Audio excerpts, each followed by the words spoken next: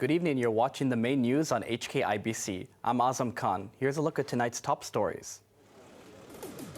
4 suspects in the gruesome murder of a Hong Kong model were remanded in custody. Public hospitals in Hong Kong to relax COVID measures for visitors starting Wednesday. And rescue efforts for survivors continues after deadly boat crash carrying migrants in southern Italy. 4 suspects involved in the murder of Hong Kong model Abby Choi were remanded in custody after appearing at the Kowloon City Magistracy this morning. The case is adjourned to May 8th as police need time to conduct further investigation and recover missing parts of Choi's dismembered body. Joanna Ho reports. The 4 defendants were escorted to the Kowloon City Magistracy this morning with their heads covered. They are model Abby Choi's 28-year-old former husband Alex Kwong, his father 65-year-old Kwong Kao, mother Jenny Lee aged 63, and 31-year-old elder brother Anthony Kwong, who was Choi's personal driver. The father and his 2 sons were accused of murdering Choi in Long Mei Tsuen in Tai Po last Tuesday, while the mother is suspected of destroying case information and faces a charge of perverting the course of justice. Supplementary information stated that Choi went missing on the same day when she was heading to Science Park to pick up her daughter from school. All 4 defendants were guarded by about 10 court police and correctional officers as they appeared before the judge. They did not have to enter a plea. The mother's bail application was rejected by the court, and she will remain in custody just like her other 3 family members.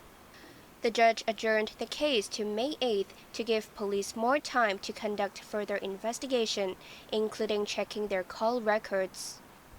Apart from being charged for his former wife's murder, Alex Kwong was previously involved in 7 counts for theft in 2015.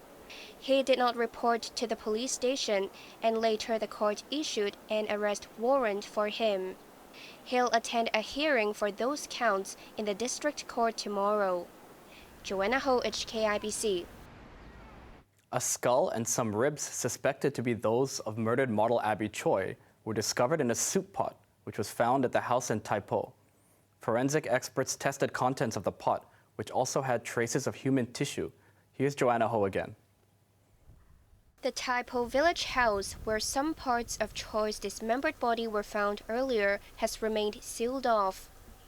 Police have set up a tent outside the house. Investigators will continue to check the sewerage system for other missing body parts at the site and take samples to check for human tissue, according to understanding. After days of searching, forensic pathologists finally found a skull and several ribs believed to be Choi's from a large soup pot which was taken from the house.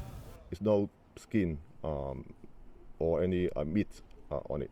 So basically it's a skull with hair. Unfortunately, there's a hole on the right side rear on the skull. So the pathologists believe that should be the fatal attack on the victim. Chung explained that when the pot was first discovered on Friday, it was fully filled with a jelly-like solidified liquid on the upper layers, as well as some carrots and minced meat believed to be human tissue. He said officers passed the pot to the forensic pathologists as it was, making sure there was no loss of evidence. Therefore, the skull was only found yesterday after forensic examination was carried out following an approval by the coroner, Chung added. The superintendent understands that the chance of recovering Choi's other missing body parts are fading as time goes by, but he pledged to seize on every clue and not give up on the search operation. Meanwhile, police have arrested another 47-year-old woman who is the mistress of Choi's former father-in-law, Kwong Kao. She is suspected of renting the Tai Po village house with 65-year-old Kwong and another flat in Tsim Sha Tsui, which served as a hideout for the model's ex-husband Alex Kwong, who was caught by police at a Tongchung Pier 2 days ago while trying to flee. The 47-year-old woman was escorted to her residence in Wan Chai last night as police gathered evidence. A probe is underway to investigate whether she was aware of the plan to kill Choi and if she knew about the murder after the crime was committed. Joanna Ho, HKIBC. Visitors to public hospitals are no longer required to do the nucleic acid test from Wednesday. Instead, visitors will have to provide a negative RAT result done within 24 hours before the visit. Visiting sessions and time of public hospitals, currently limited to 2 hours per day, will also be extended and adjusted. A hospital authority spokesman said the relaxation follows the gradual resumption of normalcy in the city. Students in the neighboring Macau are now able to enjoy outdoor and indoor classes without wearing a mask. This came as a gambling hub dropped the outdoor mask mandate starting today. But many residents continued wearing masks despite the relaxation. Chloe Fung reports. It is the first time in 3 years that this group of students in Macau are enjoying their physical activity classes without masks. After returning to classrooms, some opted to wear a mask, while some didn't. According to the guidelines issued by the Education and Youth Affairs Bureau in the city, wearing a mask is not mandatory during classes or outdoor activities. The Bureau believes the measure will help students' growth, as well as physical and mental well-being, and bring out the best effects for tutoring. However, unwell students are advised to wear a mask. 你搭車時要戴下口罩比較好啲㗎嘛。 This parent said he preferred his child to wear a mask while taking public transport, but arrangements in the school can be decided by the teachers, adding that his child was wearing a mask today because of a runny nose. Another parent said she's not worried about any potential infections, citing she supports the government's decision. 我自己覺得咧，呢個口罩啊，戴得唔規範。 And this parent added if masks were not worn properly, then better to not wear them, and that's why he was not wearing one. Face coverings are only required on public transport and during visits to hospitals and residential care homes all over Macau, starting from today. The mandate for indoor venues is subject to the discretion of venue managers. However, despite the relaxation, many residents were still seen with masks on streets today. 又上車又要戴啊！ This resident said it is inconvenient to wear and remove the mask when switching public transport. While another person said he will observe others first, and if most of the residents stop wearing masks, he will go with that.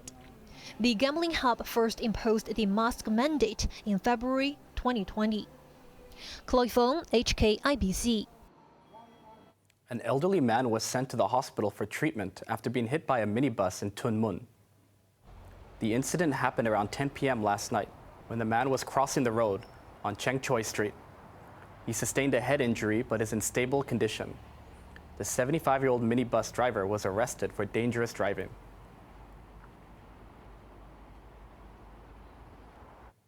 Search operations continue today after a boat carrying migrants crashed in rough seas, trying to land near a coastal town in southern Italy. At least 59 people, including 12 children, have died, with dozens more feared missing. Italian police combed the beach, along with rescue dogs, trying to locate stranded survivors overnight. After a vessel carrying over 150 migrants broke apart after crashing into the rocks, while trying to land near the coastal town of Crotone in southern Italy's Calabria region. The Coast Guard said 80 people, mostly adults, made it out of the water alive. But 59 people, including 12 children, are confirmed dead. The exact number of people on the boat is not clear, but more than 60 are still missing. Rescuers said 2 men who survived were spotted trying to save children by holding them over their heads as waves lashed them, but the children died. The boat, which sailed from Turkey several days ago, was carrying migrants from Afghanistan, Pakistan, Somalia, and Iran, who were fleeing dire conditions. Italian Prime Minister Giorgia Meloni who took office last year partly on a pledge to stem the flow of migrants into Italy, expressed deep sorrow and blamed the death on traffickers. But rescue activists say European countries are not working together to help those in need or safeguard the journey routes. Pope Francis, who often defends the rights of migrants, expressed sorrow for the lives lost from the tragedy, while speaking from the window of his study to a gathering of faithfuls.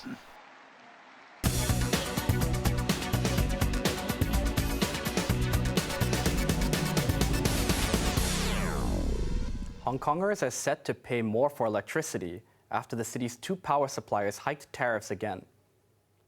CLP Power said they will raise their fuel surcharges by 1.29% to 62.8 cents, while HK Electric will increase their surcharges by 4.73% to 86.4 cents per unit. The changes were made just 3 months after both power suppliers raised the net tariff rate for the year. CLP Holdings' earnings for last year fell 89% to $924 million. In particular, the operating loss of its Australian business has expanded from $83 million in 2021 to $5.3 billion in 2022.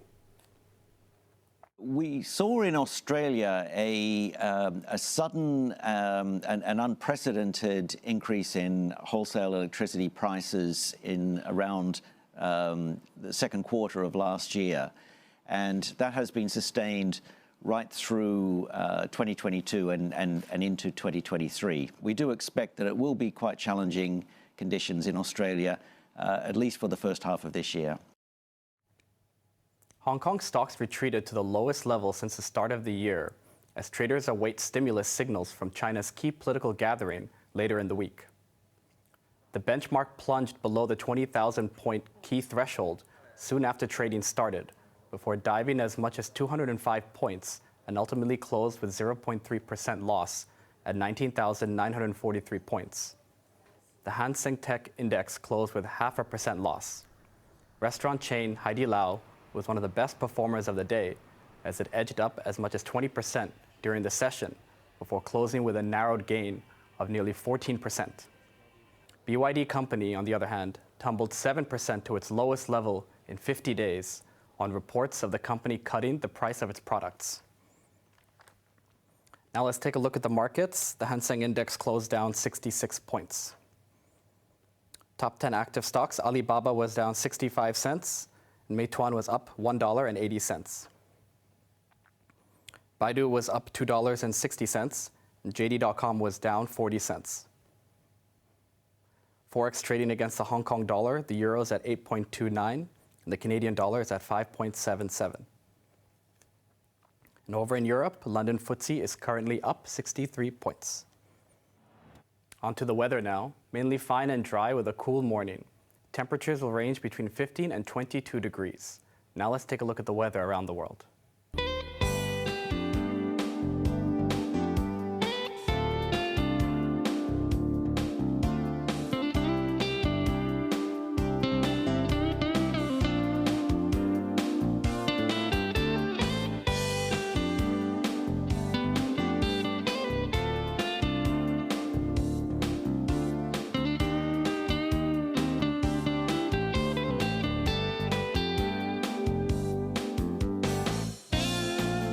That's our main news for Monday night. Join us for more news at 11. I'm Azam Khan. Thanks for watching. Good night.